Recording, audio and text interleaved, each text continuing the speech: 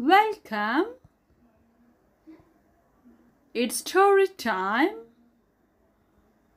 Anytime. Hello to all my story lovers. Today I'm going to read Extraordinary Wisdom of Tenali Raman. This is the third chapter or third story from the Tales of Tenali Raman. Let's go through the story. One day, a great scholar came to the king Krishnadevaraya's court.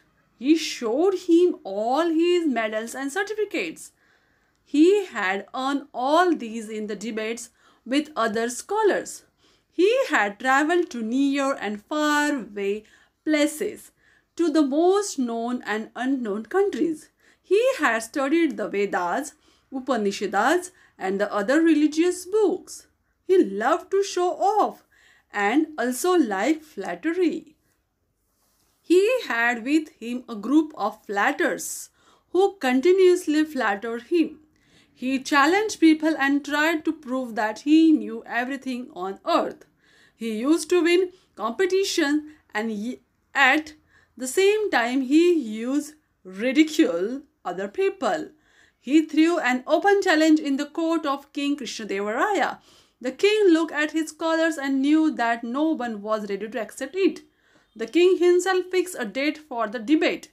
The king told the visiting scholars to come to the court at the given time. And the visitors left. The king discussed it with his scholars and asked them to make preparations.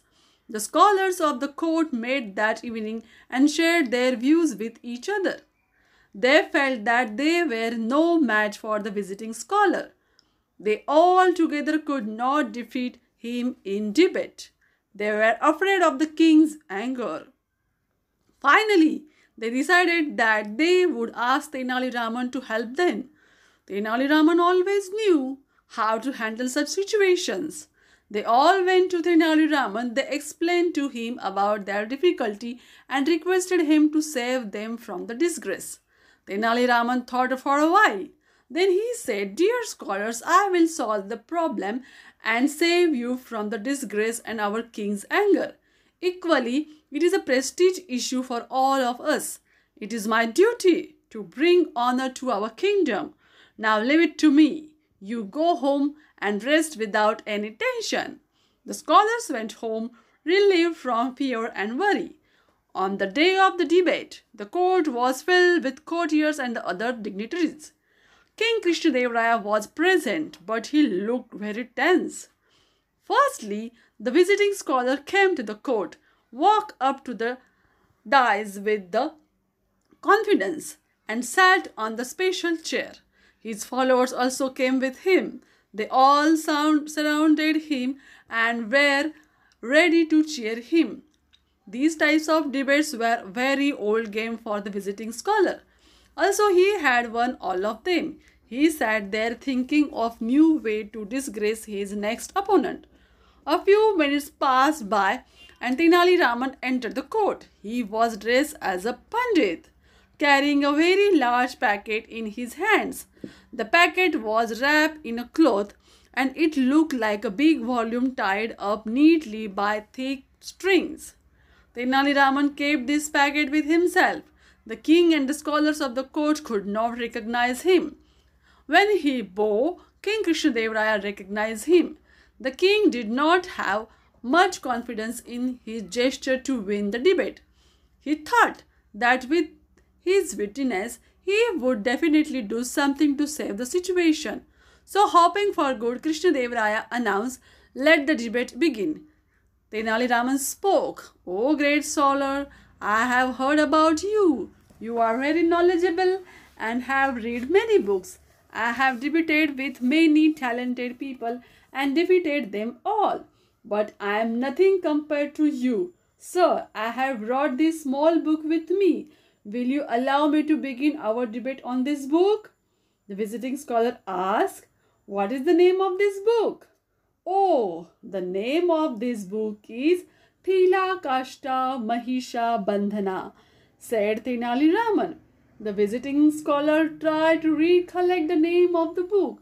He could not even remember it, for he had never heard its name. But he could neither say yes nor no. If he said yes, then he would have to talk about it. And if he said no, then he would have to agree his lack of knowledge. He could not do this because it would mean meekly accepting defeat and humiliation. He thought for a moment and then said, "Little scholar, it has been a long time since I have read this book. I had read it in my childhood. At present, I have forgotten many chapters, so I cannot discuss it right now. I want to refresh my memory. If you could give me a day's time, then we could debate on this as you have suggested." Tenali Raman said, "Oh, sure, sir. You can take your time. Both look at the king for obtaining his permission." The king willingly granted them permission. The visiting scholar returned to the royal guest house.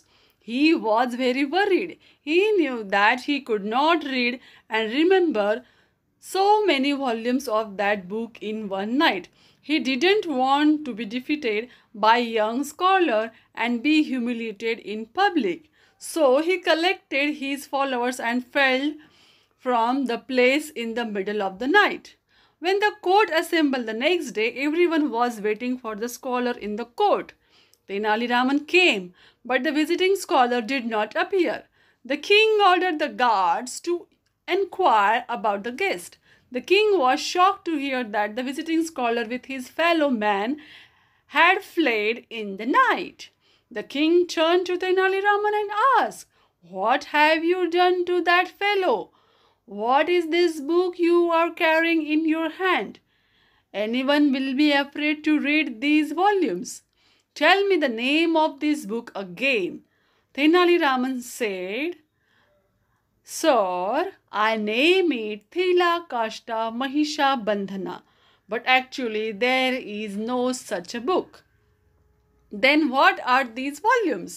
Krishna Dev Rai asked. Tenali Raman explained humbly, "Your Majesty, there are no books or volumes in this packet.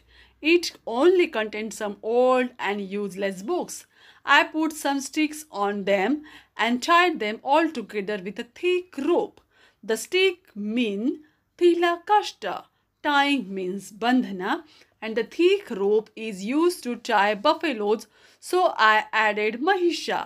Thus, I gave this packet a name, thilakasta mahisha bandhana." So that proud scholar got confused and thought that if he would confess his ignorance, it would have been disgraceful for him, and he fell from the scene. Krishna Dev Rai was very pleased with Tenali Raman. He praised his cleverness and rewarded him handsomely. The scholars felt very relieved. They also thanked their witty gesture. Now this is the end of the story. Do you like it? Then comment it, subscribe it, share it. Bye-bye.